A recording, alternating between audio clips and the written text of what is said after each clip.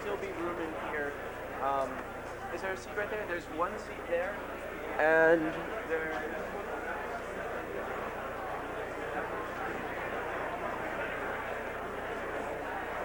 Okay, who's on the other side?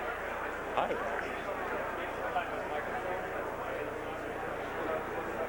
Good, you? In the back? Huh? In the back? There's one right there.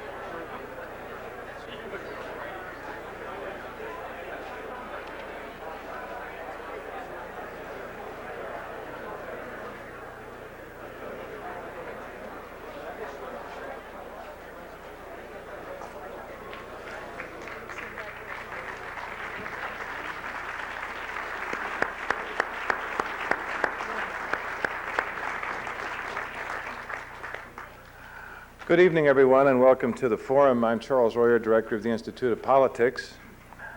We are here tonight to hear from the Heffernan Visiting Fellow, a person who has made a major contribution to public life, who was brought to Harvard for an all-too-short stay, a couple of days, primarily to interact with students and to meet faculty and to generally interact with the university community. The Heffernan Fellows have been a varied and distinguished group, and tonight's Heffernan Fellow adds tremendously to the luster of that alumni association.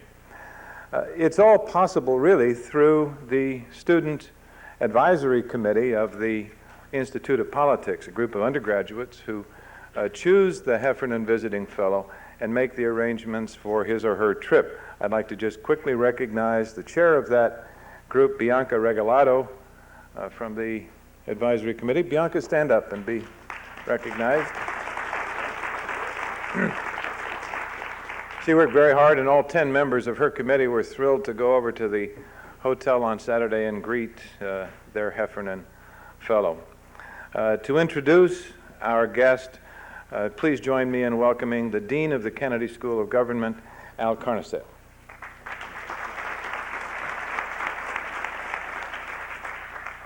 Thank you and welcome.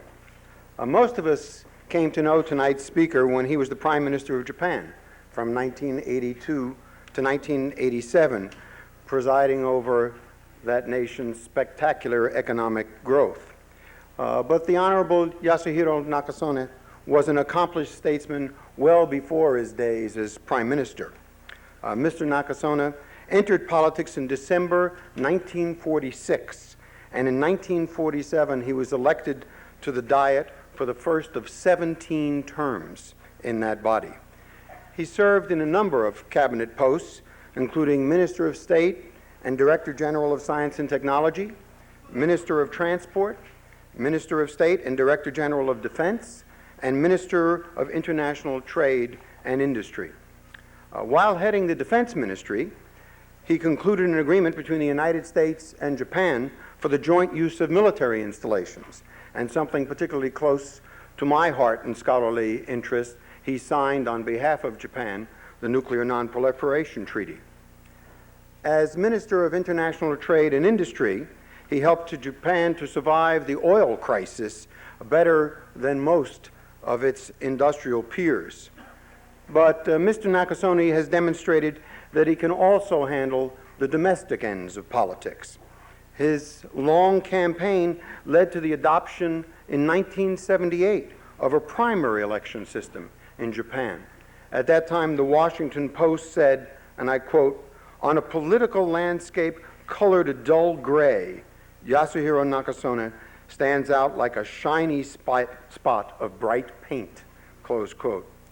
Later, as Director General of Administrative Management, he streamlined the government and even threatened to commit double suicide with a prominent businessman rather than call off a project that would cut waste. Now, I haven't seen any American leaders approach our deficit problem that seriously. Mr. Nakasone was elected Prime Minister in 1982. He was the first Japanese Prime Minister to use the annual summit of the 7 industrial democracies, the G7, to assert Japan's international leadership. He took meaningful steps toward opening Japan's markets, and he called on his nation to play a far more significant role in international economic development. Since leaving the prime ministership, our speaker has remained active in both Japanese and international affairs. In 1988, he founded the International Institute for Global Peace and now serves as its chairman. He was re-elected to the Diet in 1990, where he has been a supporter of constitutional revision to assure that Japan can participate more fully in international peacekeeping operations. Just a bit over a week ago, UN Secretary General Boutros Boutros-Ghali asked Mr. Nakasone to be a member of a committee commemorating the 50th anniversary of the United Nations, another recognition of his consistent commitment to the global community.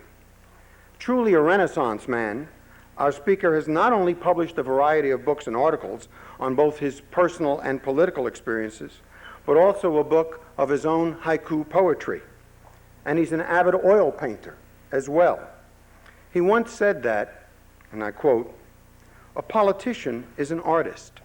As a painter works with his palette, as a sculptor with his chisel, so a politician works with history to create civilizations," close quote.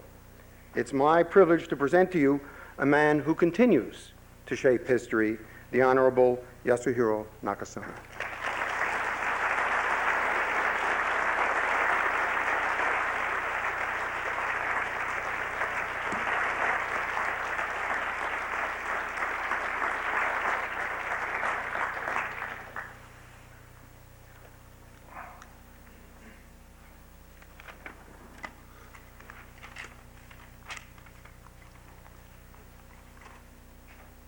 Dean Council, Mr. Royer, ladies and gentlemen, I would first like to express my thanks for the opportunity to speak at one of the most prestigious institutions of higher learning in the United States.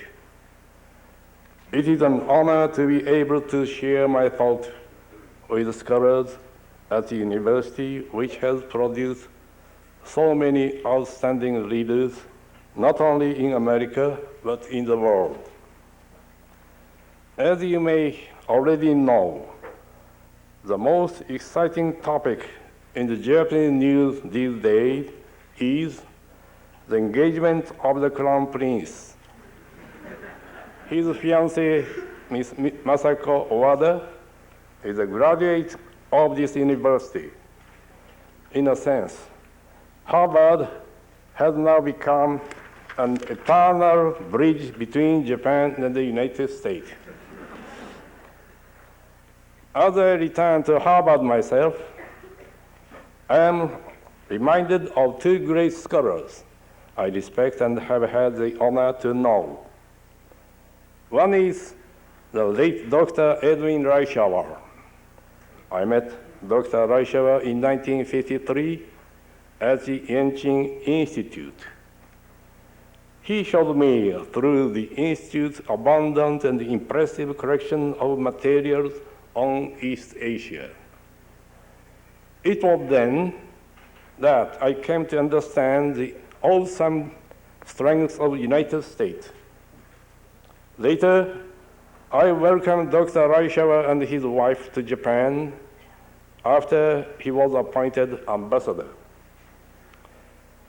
He will long be remembered as a genuine friend of Japan, for he was a staunch defender as well as an honest critic of our country. To promote understanding of my country, I often present Dr. Raishawa's classic book, The Japanese, to first-time visitors from abroad. I am deeply moved by the contributions Dr. Raishawa made to a mutual understanding between our two countries, and I admire his life work of international service. Another of the great men of Harvard, whom I respect, is Dr. Henry Kissinger. Actually, as a participant in the Harvard International Summer Seminar in 1953, I had the opportunity to study under Dr. Kissinger when he was still only an assistant professor. He impressed me very much, but to be honest, it was quite difficult for me to understand his English. When I later confessed to Dr. Kissinger that I only understood a third of what he said, he told me that everyone has the same problem due to his strong German accent at that time. At any rate, we have remained good friends since that summer. At the open forum of the International Summer Seminar in 1953, I spoke of the need for change in the Japanese political system. I recommended a shift from the parliamentary cabinet system to a system where the prime minister would be directly elected by popular vote. The reason I proposed these changes was that I strongly believed that they would provide political stability, overcome corruption in the factions, and encourage the Japanese people to participate more fully in the political process. I also believed that these changes would help Japan to avoid the tragic experience of Weimar Germany after World War I. At that time, I still remember that I was told by an old American lady, "Your voice has a wonderful sexual appeal." Since then, I have learned the English word sexual appeal. Today, in Japan, the government is besieged by scandals, short-lived cabinet, policy decision delays, and lack of transparency in the decision-making process. More than anything else, what Japan needs now is credible leadership. Once again, direct popular election of the Prime Minister has come up as an alternative to the current troubled system. This is now being debated in the Diet as part of the larger issue of reviewing the Japanese Constitution. I have a few more comments. I would like to present on the current situation in Japan, but before that, please allow me to talk in more general terms about political and economic issues that confront the post-Cold War world.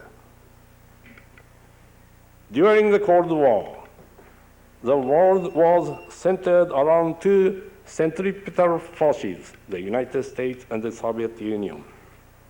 However, that magnetism was lost as the Soviet communist regime fell from power.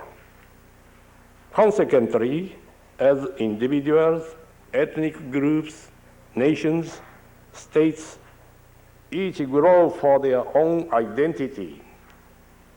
Centrifugal forces appear to be gaining momentum. The result is a world structure that is now shifting and changing. Accordingly, the concept of national security today has drastically changed from that generally held during the Cold War era. While holding to the conventional wisdom of maintaining minimum deterrence and equilibrium, now political stability has also become a vital part of the concept of national security. In Europe, CSCE, the Conference on Security and Cooperation in Europe, was created to fill the military vacuum resulting from the collapse of the East European communist bloc and the unification of Germany. Through CSCE, Europe has built a political dome based on confidence-building measures which stretches from the Atlantic Ocean to the Urals. The increasingly borderless economy, as well as amazing developments in satellite communication technology, which instantaneously deliver news of global events into our living rooms, have become powerful forces that shape public opinion and also contribute to political stability. And this trend is spreading rapidly to every part of the world. At present, the United States remains the sole military superpower. Last December, I was moved to tears as I watched the news of US soldiers landing in Somalia to save its children from starvation and civil strife. Here was an armed force whose intent was to save lives, not to destroy them. I sincerely respect the courage of the American forces in Somalia and believe that the US is serving the world with such action based on humanitarian ideals. Politically, the 5 permanent members of the United Nations Security Council are now at the center of world affairs. Further, the G7 summit nations clearly possess great influence in global politics, where leadership has become a coordinated effort headed by the G7 nations with the cooperation of China and Russia. The United Nations provides legitimacy regarding methods employed to resolve global problems.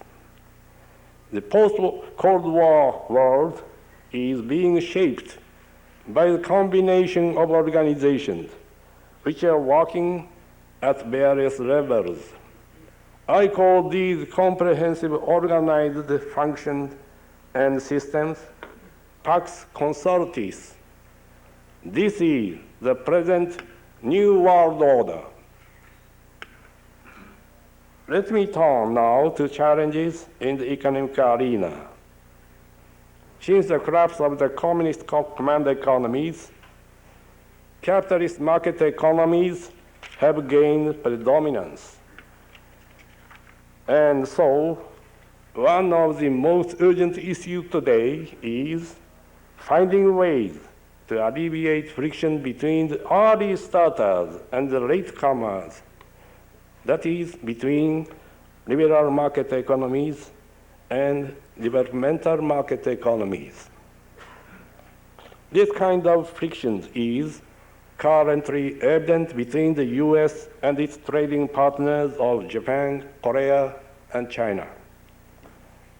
As more and more developing economies catch up to the early starters, we can predict that such friction will increase all over the world.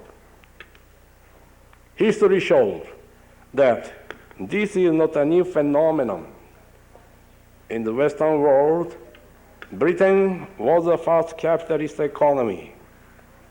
In the early stage of their economic development, countries such as Germany, France, and then the United States adopted protectionist measures and allowed for substantial subsidies so that they could catch up with Britain.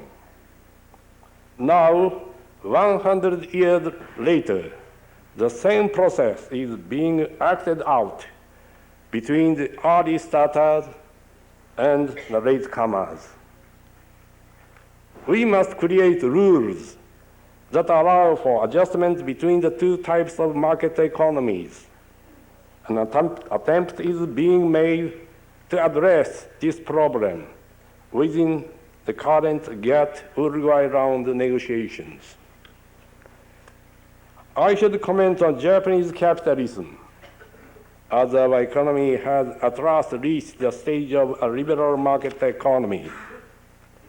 In order to live in harmony with the rest of the world, Japan must see that its economy is founded on moderate capitalism.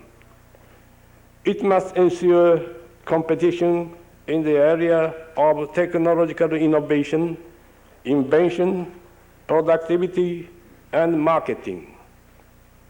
Japan must also stay in line with the standards of the advanced countries in paying dividends, as well as the human factor areas of wages and working hours. Our companies should strive to be good corporate citizens, making generous philanthropic contributions. I call this common sense capitalism of Japan. Currently, Keidanren, the Japanese Federation of Economic Organizations, and the majority of leading Japanese industrialists are moving in this direction. I would like to bring my comment into a broader context of issues facing the Asia Pacific. Right now, there are three potential causes of concern in the region. One is the Japanese remilitarization. The second is the pressure that China, with its vast population and enormous reserve of national resources, could exert on its neighbors. Third is the possible military withdrawal of the United States from Asia and an ensuing policy of American isolationism and protectionism. I firmly believe that relations between the United States, China, and Japan hold the key to the future of the Pacific region, and indeed of the world. Thus, allow me to speak in more detail on these three concerns. From the standpoint of Japan, there is absolutely no possibility that we will become a military superpower as long as the current defense policy, which we feel is both effective and reasonable, is strictly maintained. And as long as the power of criticism is held by the media and the citizen enjoys the freedom of speech, we will not remilitarize. In the area of foreign policy, however, there is an urgent need for Japan to advance mutual understanding with other nations and to expand its international contribution based on the U.S.-Japan Security Treaty and within a multilateral Asian-Pacific framework. As for China, at the 14th Communist Party Convention in October 1992, China confirmed its reforms and an open-door policy. it introduced the new concept of a socialist market economy. Clearly, China is a Pacific country. We can't ignore the vast economic strength of the overseas Chinese in ASEAN countries, for this is helping development in China. This is most obvious in the coastal region of the Shanghai, Dalian, and Canton, which are working as engines for developing the market economy. China's incorporation into the Pacific Economic Framework is essential to the peace and stability of this region. Democracy and human rights should be encouraged within an international framework in order to ensure peaceful coexistence. And regarding the United States, as the U.S. works to expand trade, overcome economic recession, and resolve problems of unemployment, it should consider an increased role for East Asia as an economic partner. The region enjoys an average annual rate of growth of 6 to 10% and is a dynamo of growth for the whole world's economy. About 10 years ago, the volume of U.S. export to Asia surpassed the volume to Europe. In fact, U.S. trade with Asia expanded by 28% in the last 4 years, proving that Asia is an attractive area for U.S. economic expansion. Furthermore, the Asian Pacific region is extremely welcoming to Americans, and we place our hopes on the U.S. to act as a balancer for the sake of regional security. Thus, it is with historic inevitability that Japan, China, and U.S. shake hands in the Asian Pacific. This is of vital importance to Asia as well as to the world. The same Pacific waters wash San Francisco Bay, Tokyo Bay, and Shanghai Bay.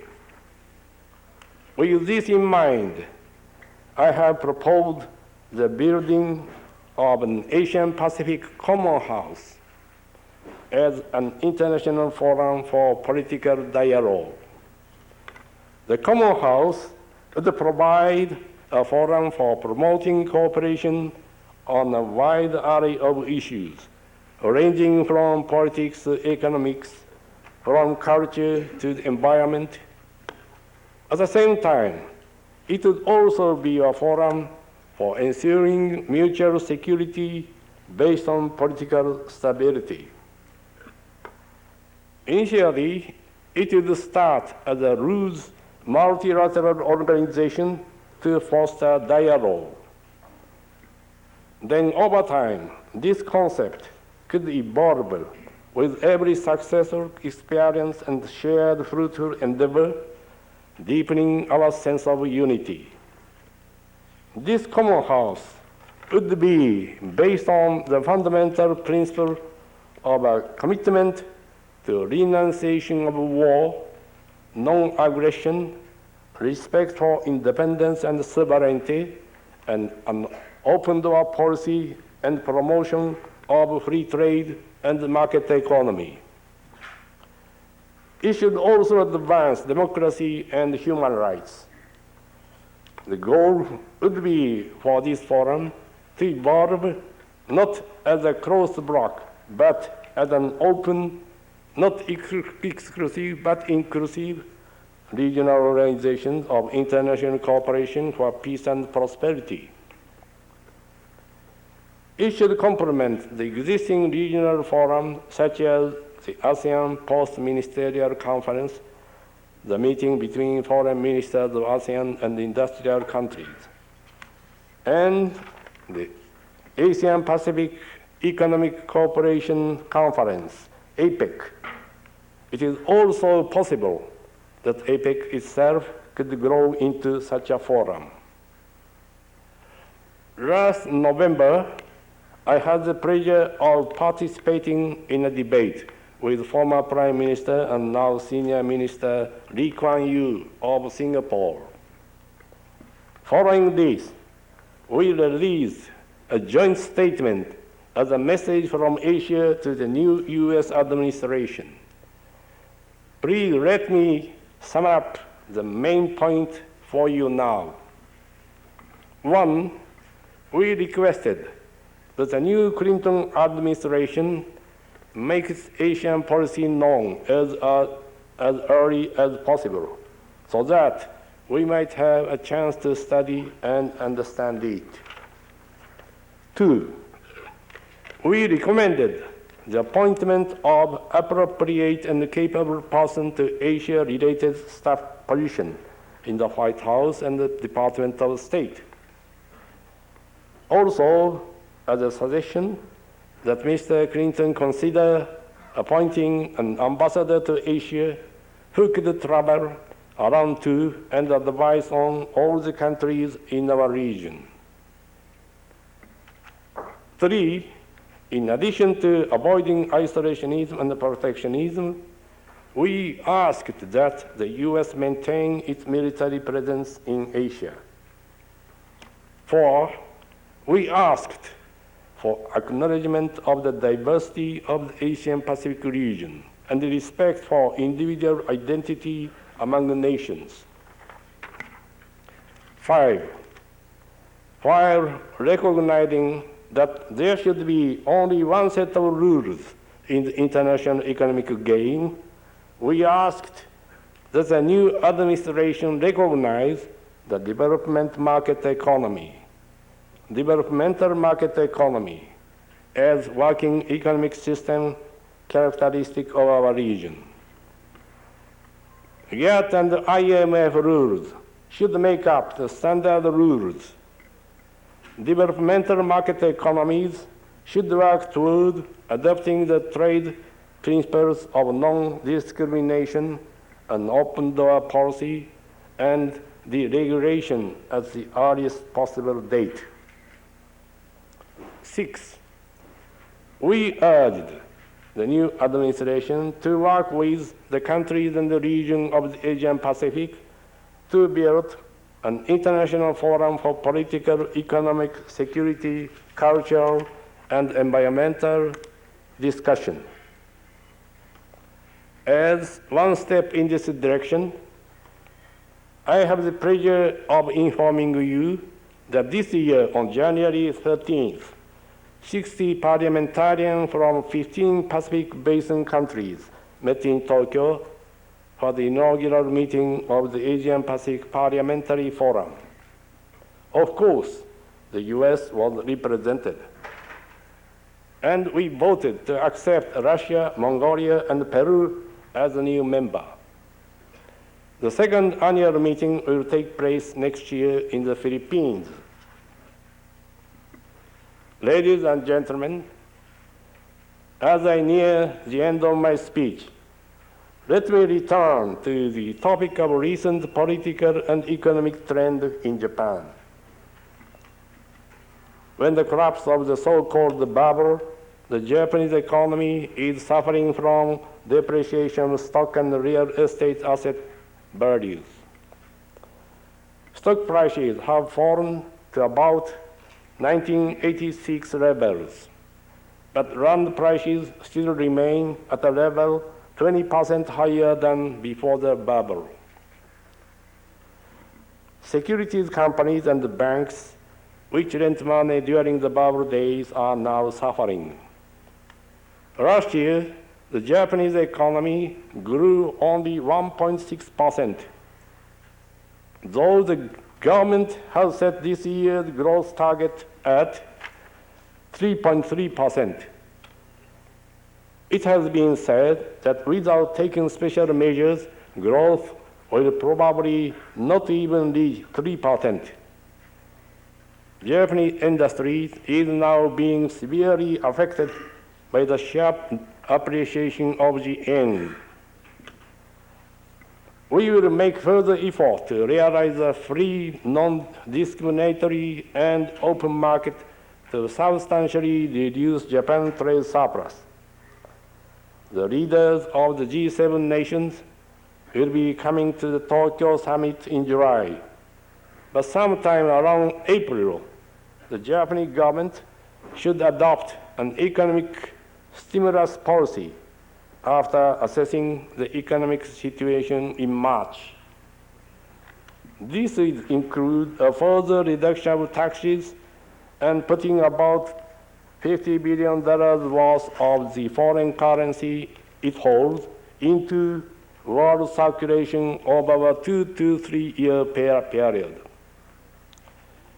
Prime Minister Miyaza's 2-year term as leader of the ruling party will expire in September, and his re-election will depend on a great deal on the recovery of the economy. Though this post-bubble adjustment phase will continue, I believe the Japanese economy has sufficient strength and will recover. In the realm of politics, however, we are entering a new phase.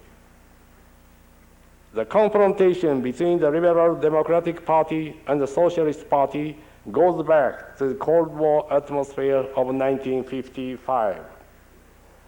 The two parties were fundamentally opposed over the signing of the US-Japan Security Treaty and maintaining self-defense forces.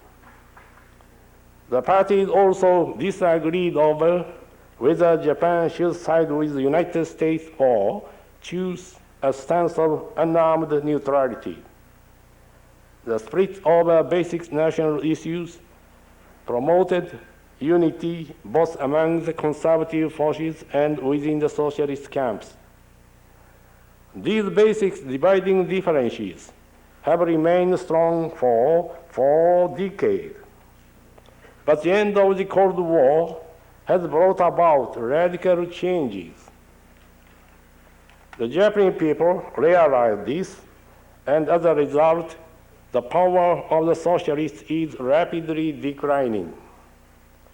Certain younger members within the party itself are calling for a review of some fundamental issues. In a similar vein, the political system which the Liberal Democratic Party has governed for the past 40 years is fatigued with arrogance and corruption. Demand for political reforms affecting the parties, the election system, and political fundraising are growing stronger. Prime Minister Miyaza's cabinet has committed itself to political reform and economic recovery.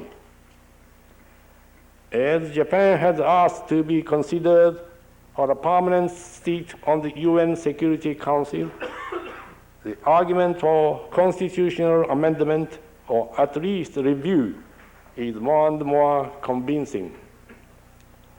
Our Constitution currently has a provision which renounces war, yet this may have to be reviewed in order to comply with the United Nations Charter, so that, as a member of the UN, Japan may expand its contribution of personnel. I am advocating the creation of a Constitutional Study Commission within the administration or the Diet. Prime Minister Miyazawa has adopted an extremely cautious attitude toward taking up this issue. As a matter of vital national interest, all political parties should engage in serious deliberation on the issue of constitutional review. Recently, from time to time, I have expressed my opinion about the Japanese politics, So some newspaper is calling me as a demoniac monster. But actually, on seeing my naive face, you can understand myself how normal and gentle person Nakasone is. Well, over the course of a few years time, there is the possibility that a political realignment will take place in Japan. Based on the new issues that confront our nation, this realignment will depend on whether the right wing of the Socialist Party, which supports the US-Japan Security Treaty, the self-defense forces, and nuclear energy, will split from the left wing of the party, which is wedded to the conventional position of opposition to these issues. The Democratic Socialist Party and the Komeito Party support the Security Pact, the self-defense forces, and peaceful use of nuclear power. The leading labor unions have likewise shifted their support. Now, the Socialist Party finds itself in an increasingly desperate position. In any case, I hope it is now clear to everyone that Japan is not the monolithic Japan Incorporated that it is rumored to be. The serious recession that is affecting Japan after the burst of the bubble economy proved that Japanese capitalism is not particularly extraordinary. The political weather map is showing signs of a change from a frigid winter front to a spring warming trend. Walls that were built between the political parties are falling, and there is evidence that freer and more dynamic political realignment are occurring. Japan is now coming in step with the rest of the world as it must squarely face the new global realities and its own need to change. Japan will cooperate with the United States as a global partner in ensuring world security, in harmonizing economic policies, in extending democracy and human rights, and in solving problems related to the environment, poverty, disease, and other social ills. We have been recognized as an economic power, and so as a country committed to democracy and human advancement. We will use our economic resources to make contributions that benefit humanity. We would like to confer with the United States in order to form a specific political program to promote peace, stability, and prosperity in the world. Our two countries should also make effort to resolve bilateral issues, particularly regarding economic friction, and to promote the exchange of people and ideas in the academic and cultural arena. For these purposes, I believe we should establish bilateral ministerial level conference and encourage private forums. The new US administration is also striving for change and is particularly looking for ways to revitalize the economy. In his economic address to the joint session of the Congress, President Clinton outlined the policy package he had designed for a changing America. I admire the sincerity of his effort as he attempts to reduce the budget deficit by increasing taxes and streamlining the administrative structure. Actually, these were issues brought up by the Japanese side in the SII talks. Across the Pacific, the Japanese people have been deeply impressed with the courage and the effort of the American people as they boldly challenge the difficult task of boosting the economy in the short run, and at the same time, striving to balance the budget in the long term. Now, Japan should carry out the major reforms following next four targets. Establishment of leadership in the politics. 2, prevention and eradication of corruption. 3, drastic administrative reform accompanied by deregulation and openness. 4, substantial international contribution. At any rate, Japan should indicate boldly the advancing course in this uncertain world. I believe that given the new realities of the changing world, both our countries must continue with the reforms that will make us better. And we must strengthen our partnership and mutual trust so that by engaging in frank discussion, we can work together on global issues. I would like for Japan to be the beacon of freedom and democracy in Asia. Thank you very much.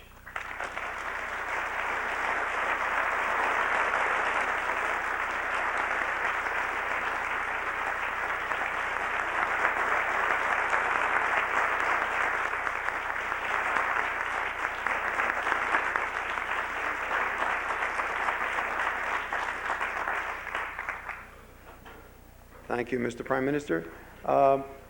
Nakasone will answer questions from the audience. We have, I believe, 4 microphones, one here, one there, one there, and one there. So if you have a question, please come to the microphone, and when called upon, please identify yourself. And we appreciate if the questions are both slowly uttered and quickly come to an end.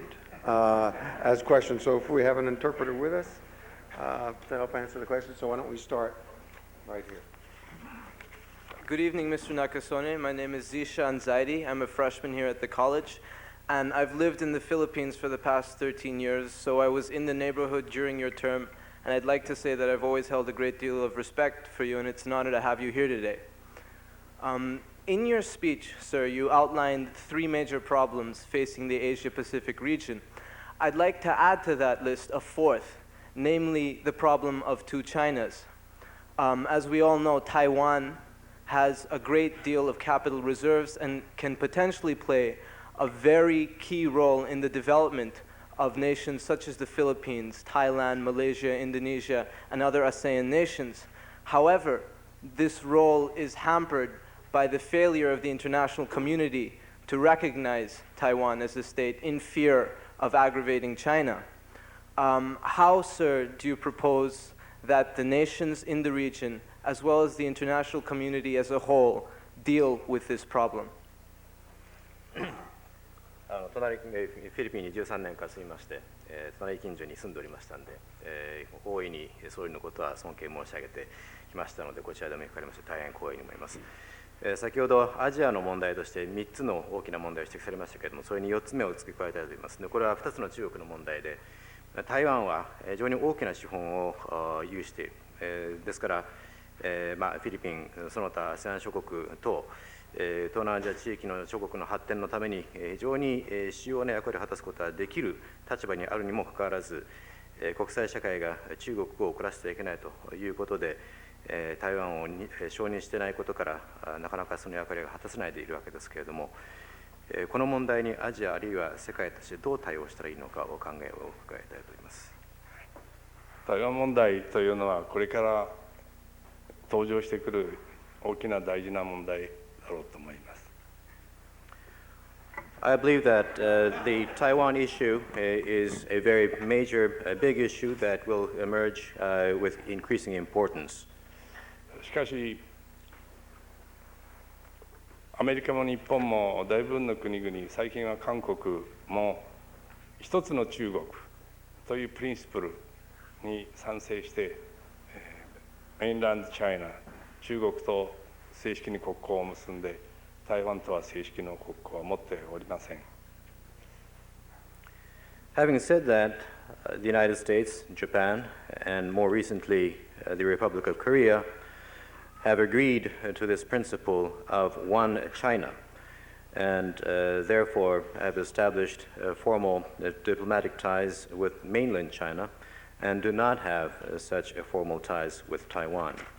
最近、台湾の内部において、外省人でなくして台湾人が総統になり、あるいは行政委員長になりまして、非常に台湾独自の性格が強まってきています。In Taiwan, more recently, we've seen the emergence of a Taiwanese president and also a Taiwan, a native Taiwan person being appointed to the prime ministership in that country instead of people from mainland, thus increasing greater, shall I say, Taiwanese color. しかし、台湾とメインランドチャイナとの貿易は非常に盛んになって、それから人物の交流もものすごく多く交流しているようになりました。However, there is increasing exchange or interchanges going on between Taiwan and mainland China today, and in fact, there is a very significant increase in number of people visiting each other. そこで大事なことは、その主権概念というものを別にして、両方の人たちが交流を密にし、また経済的なインターデペンデンスを強めていくということによって、戦争とか武力によらないでこの問題を解決するという環境を作ることが大事だと思います。What is important, I believe, is to, for the time being, set aside this concept of sovereignty and encourage as much as possible interchanges between people, mainland and Taiwan, and also intensify economic interdependence, thus create, to nurture an atmosphere or environment in which the problem can be resolved without resorting to war or force. 経済や文化やあるいは学問の交流とか、そういう問題については、我々の方も活発に台湾と関係を持っております。And Japan has very lively relations, active interchanges with Taiwan in the areas of our economies, culture, and academic interchanges as well. 中国もその一国二制度ということを言って、台湾の独自的な制度というものを認めるような態度を示しております。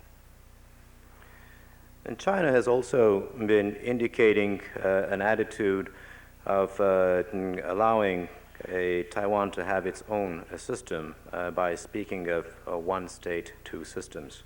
この問題は今のような経済や文化の交流をどんどん盛んにすると同時に、やはり中国の内部の問題として両方で話し合いをして平和に解決していく。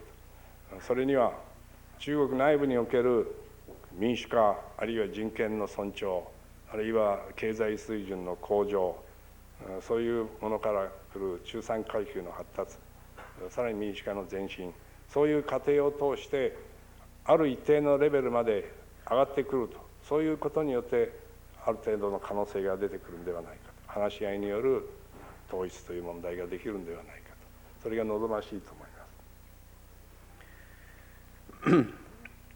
Well, I believe that alongside increased economic and cultural interchanges, the Chinese themselves should address this problem of unification as their internal matter through intensified dialogue and thus arrive at a peaceful resolution of the problem. I believe with progress in democratization, greater respect for human rights, whilst achieving also higher level of economic standard or development, which in turn would also create a greater or larger middle class in that country. In other words, as China reaches a certain level of development, I believe that we'll see greater potential for a resolution of this problem. In other words, a peaceful unification through dialogue. 香港が1997年に中国に統一されますけれども、香港がどういうふうな状況になるかということも、またその問題に関連して非常に我々の重要な関心を持っているところです。Incidentally, Hong Kong will be unified with China in 1997. And in connection with this very matter relating to Taiwan and mainland China, we will be watching with great interest what will happen to Hong Kong. おそらく台湾問題を考えて中国政府の方も香港の待遇というものについては非常に注意をするであろうと思っています。以上です。With Taiwan in mind, I believe that China will treat Hong Kong most carefully. Thank you. Thank you very much. Hello, my name is Christina Davis. I'm a senior at the college and a member of the Institute of Politics. Thank you very much for honoring us with your speech here tonight. My question is in relation to, in the past, prime ministers have often spoken of Japan having a UN-centered foreign policy.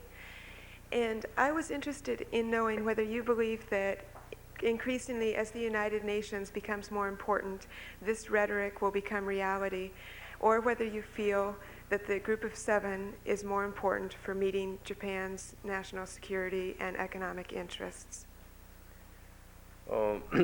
クリスティナ・デイビスと申します。こちらの政治学研究所でおりますので、本日大変光栄です。日本の歴代の首相は、国連中心の外交ということを強調してこられました。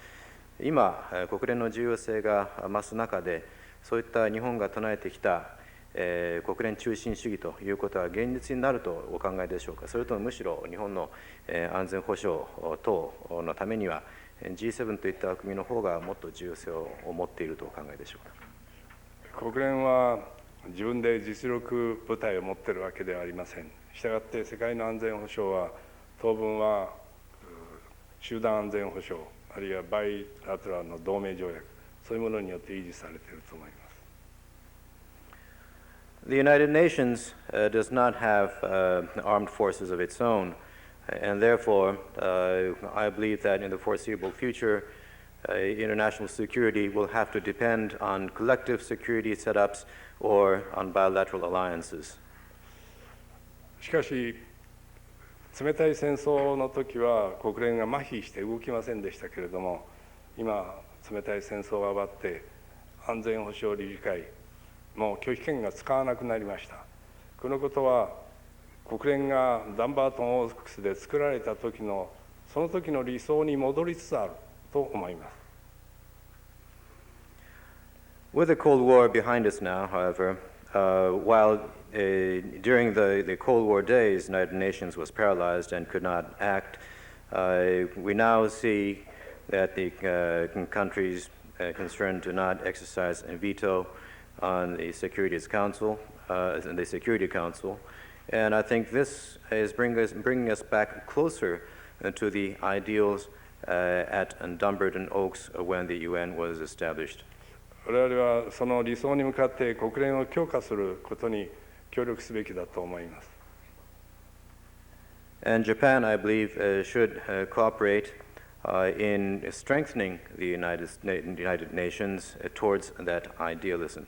ガリー事務総長もその点についてはいろいろアイデアを持っているようですし、また国連自体についてのリストラクチャーという考え方が強くメンバーの中にも起きています。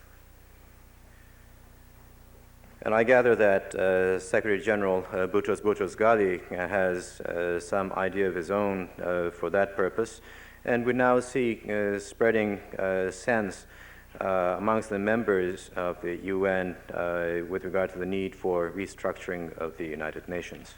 国連はさっき申しましたように、レジティマシーのシンボルになっています。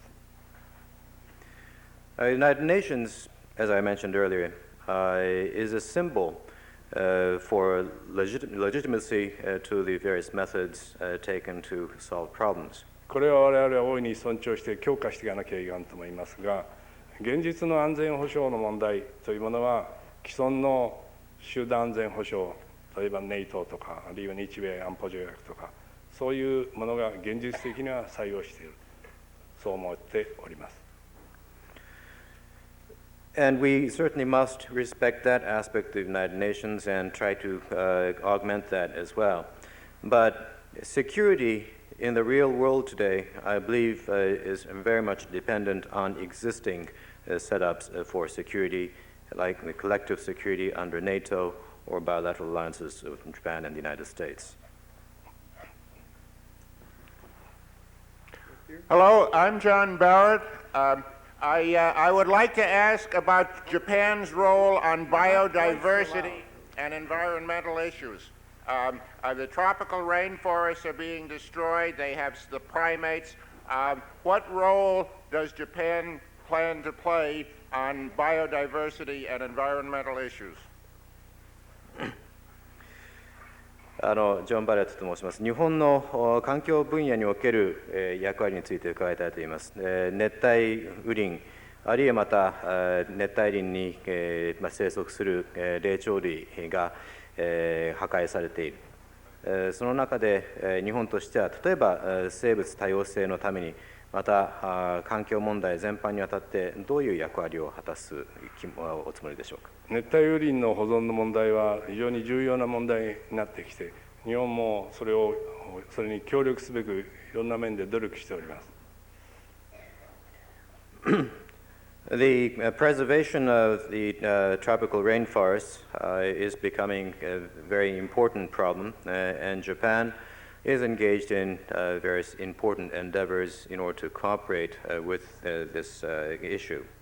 その南方の熱帯雨林から木材を日本に輸出するということは非常に今や少なくなって輸入量が減少してきています。我々はシベリアから木材を輸入しているというところに大体一つあります。The amount of lumber or log imports from tropical rainforests in the south, in the tropical zone, into Japan has declined significantly, and the amount now is very much limited, and those imports have been substituted to a large measure by imports from Siberia.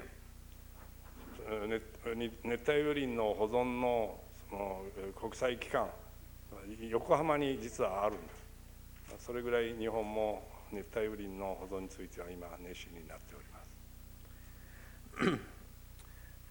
The international organization that is responsible for addressing this question of conserving tropical rainforests is headquartered in Yokohama, just south of Tokyo, and I think that speaks to the level of eagerness on the part of Japan to address this problem.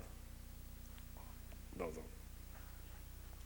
Good evening. My name is Joseph Carvin, and I'm at the Kennedy School of Government. The mission of the Kennedy School of Government is to promote excellence in government. In Japan's drive to promote its economy and its very successful drive, a number of observers have attributed some of the success to MITI, the Ministry of International Trade. I'm wondering if you would suggest that the United States might want to develop a similar type of agency. With the new administration, there's much talk about the U.S. developing industrial policy, and I'm wondering how you would view the U.S. having the federal government having a more active role in promoting economic development. ケネディスクールの行政学院のジョーセフ・コレガンと申しますけれども、私どものこの大学院の目的の一つはそういった行政面での優秀さを育むということになります。で、日本の経済の成功の一つの原因として、しばしば通産省の役割を指摘する向きがあります。そこでアメリカ連邦政府が同じような省を持つというようなことについてはいかがでしょうか。それからしばしば最近では新政権になってアメリカが産業政策を持つのではないかというようなことを言われていますけれども、こういった経済発展におけます連邦政府の役割についてどうお考えでしょうか。これはアメリカ人が決めることで我々が干渉する問題ではない。Well, that's something for Americans themselves to decide and nothing for us to interfere with. しかし、我々から見ますと、やはり政府がある程度方向を示す。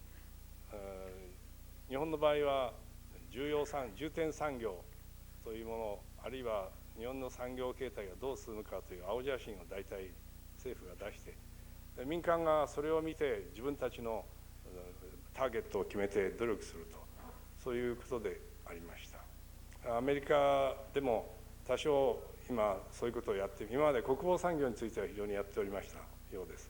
しかし一般の産業についてもある程度のガイダンスというものは場合によっては必要ではないでしょうか。しかしアメリカの企業人の体質から見るとそれはちょっと向きませんね。だからその可能性もないんじゃないかと思っています。Well, as we see it, I believe that the government of Japan has, to some extent, pointed to a certain direction.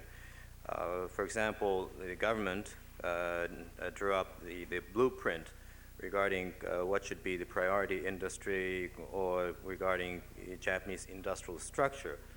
The private sector businesses would look at that blueprint, set themselves certain targets, and worked in order to achieve those targets. In the United States, you've seen that to a limited extent. For example, that was not unusual in the defense industry. But in other sectors of industry, while perhaps some level of guidance might be necessary as well, but in view of, shall I say, the characteristics, or shall I say, the chemistry of American industrialists, they probably are not amenable to that kind of method or idea. So I don't think it'll be possible. 嫌なことはしない方が賢明でしょうと。And I think it's wise not to do something that you don't like.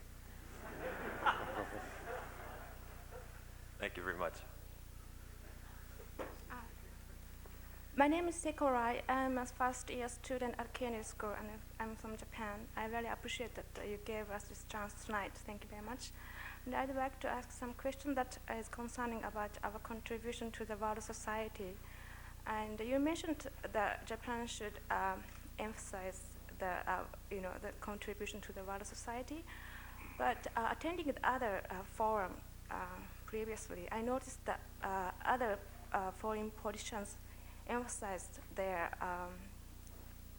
contribution to the world society and world peace. But you did not mention so much about our contribution to the world society.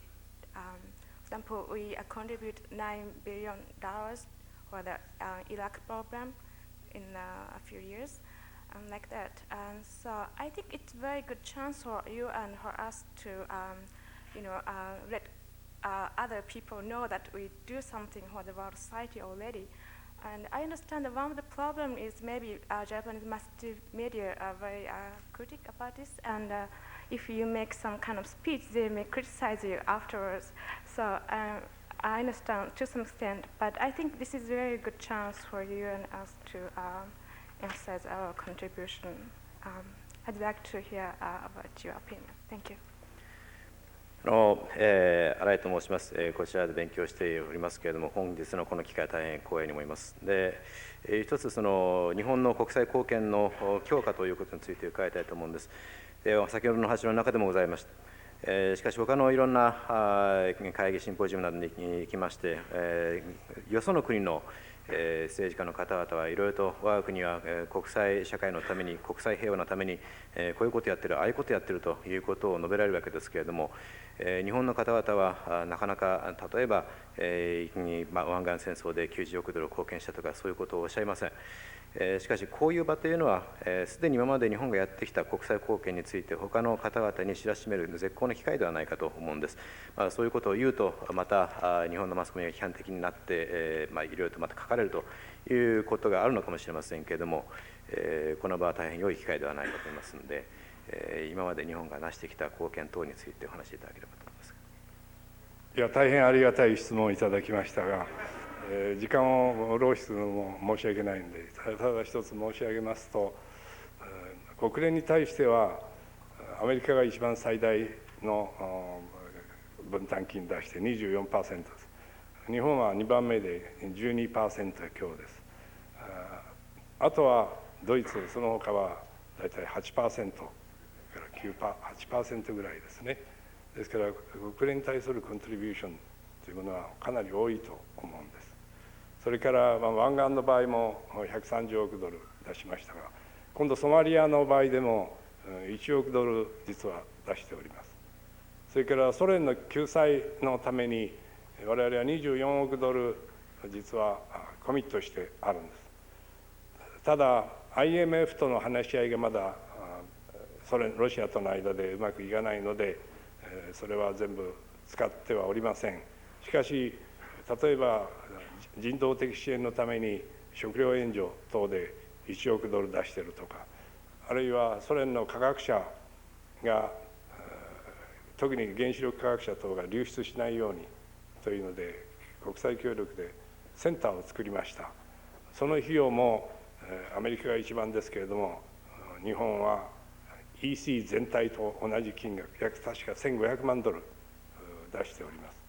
ことごとにかなり貢献はしていると思うんですが、我々がなぜそれをあまり表に言わないかというと、一つ負い目がある。それは人的貢献をしていないわけです。つまり我々はお金はシェアするけれどもリスクをシェアしないんじゃないかと。お前たちはベニスの商人ではないかと、そう言われますね。しかし人的貢献があまりできないということは、それは実際我々としては実は切ない気持ちがしておる。しかし今までの憲法の問題がそういうことがあったんです。しかし憲法で言い訳することは私は適当でない。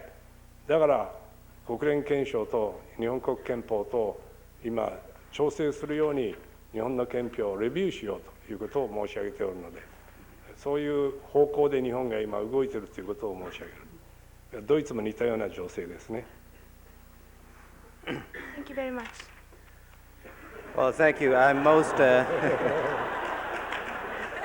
most grateful for that question.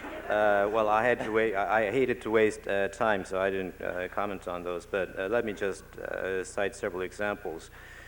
In terms of contributions to the United Nations, the United States is number one with 24%, and Japan ranks number two with 12%. And I think third and fourth ranked countries like Germany and others, I think are at about 8 or 9% level. So we are a significant contributor to the United Nations. At the time of the Gulf War, we contributed $13 billion. And in Somalia, we're contributing $100 million. And for the purpose of cooperating with the relief efforts vis-a-vis the former Soviet Union, we have committed $2.4 billion. And I say we have committed because the talks between Russia, the former Soviet Union, and the IMF have not been successful. The details have not been worked out yet, and therefore that amount has not been used as yet in its entirety. But we've been providing humanitarian assistance, like food aid amounting to $100 million. We've also, as a part of international cooperation, put up money for establishing a technical center in Russia in order to prevent the outflow, the drainage of former Soviet scientists, especially nuclear scientists. And with regard to that international center, The United States is the largest contributor, but Japan also is a significant contributor. Japan alone putting up the same amount as the European community as a whole, which, if I remember correctly, is about 15 million US dollars. So we are contributing in various ways. Why don't we publicize this too much? Well, because we do feel we've got a weak spot, and that is a weakness of our own, and that is we are not contributing with our personnel. And people might say, well, Japan is always ready to share money, but not risks. And some people might therefore say, you are like a merchant of Venice.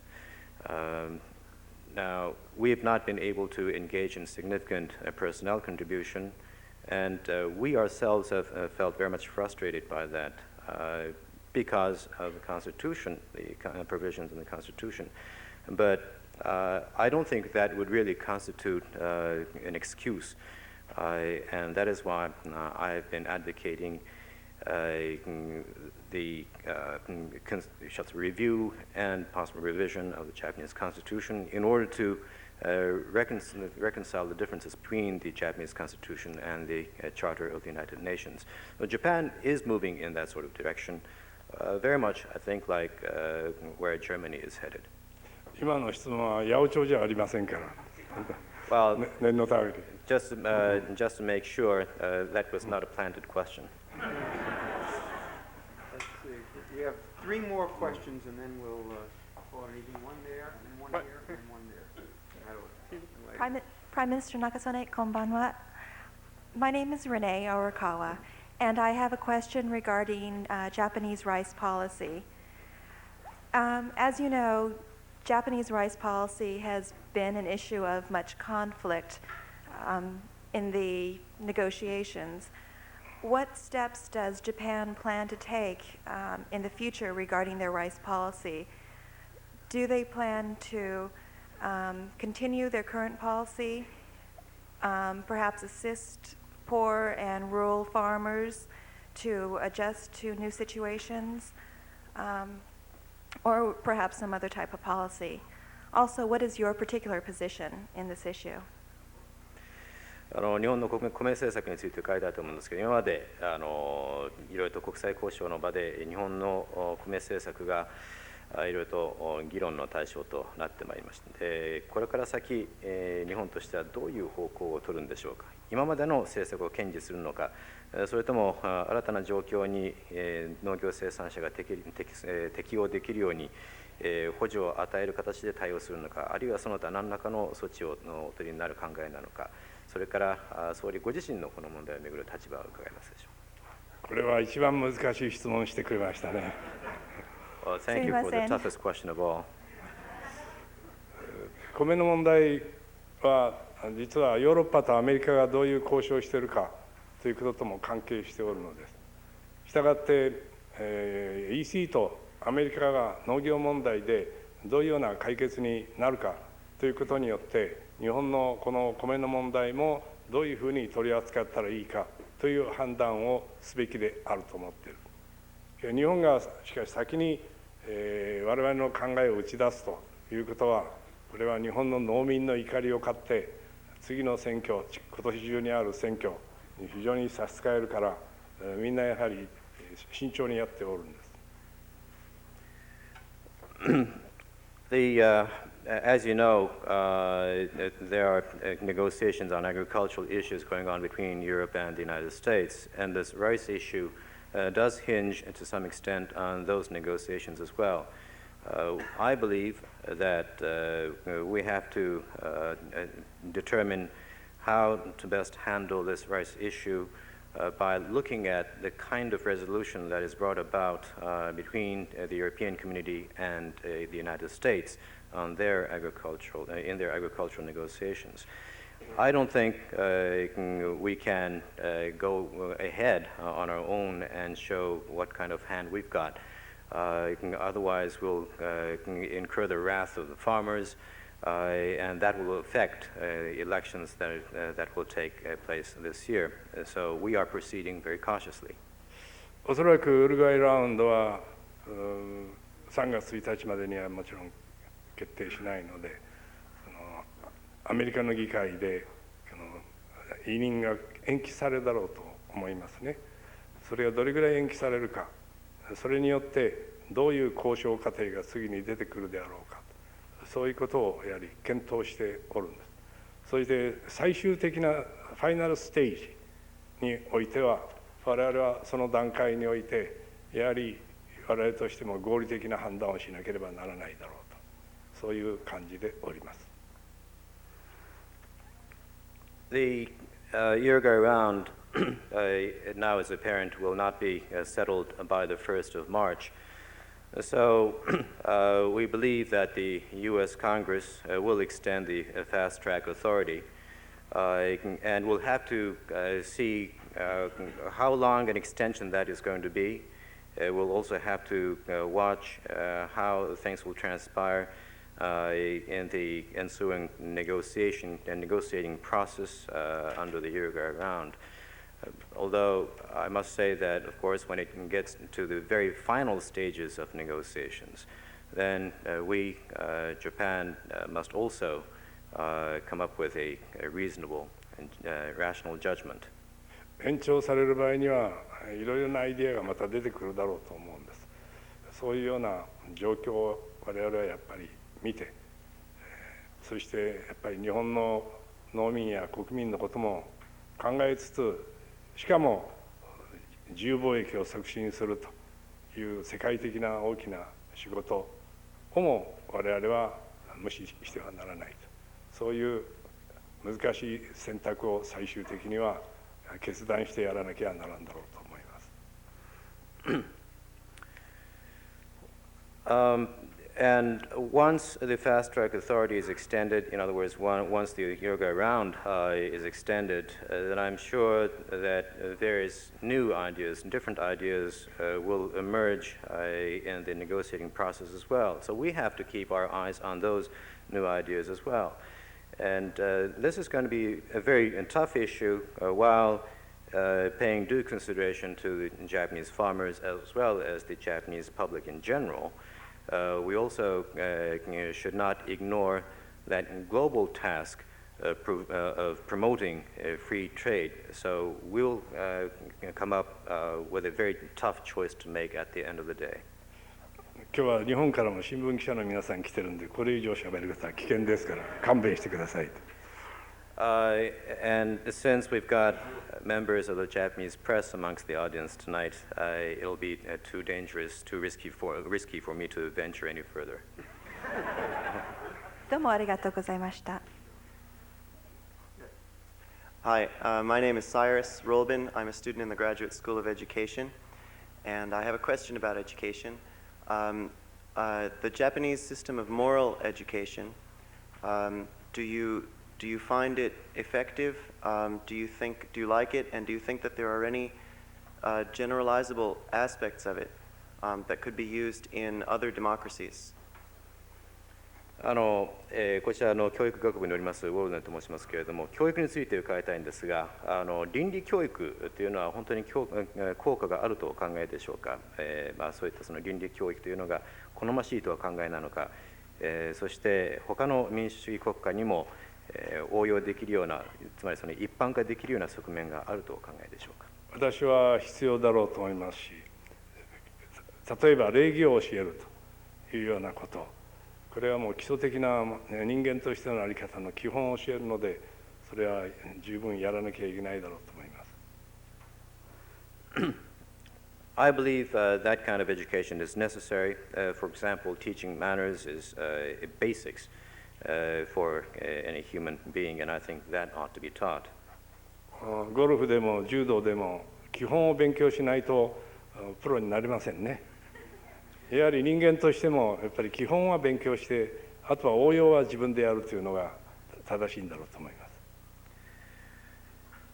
す。In whatever games you play, for example, golf or judo, ABC is essential. Without knowing the ABC, you will never make a professional. And that applies equally to each human being. And so I think you ought to learn the basics And then you can work on your own on the application side. That comes later.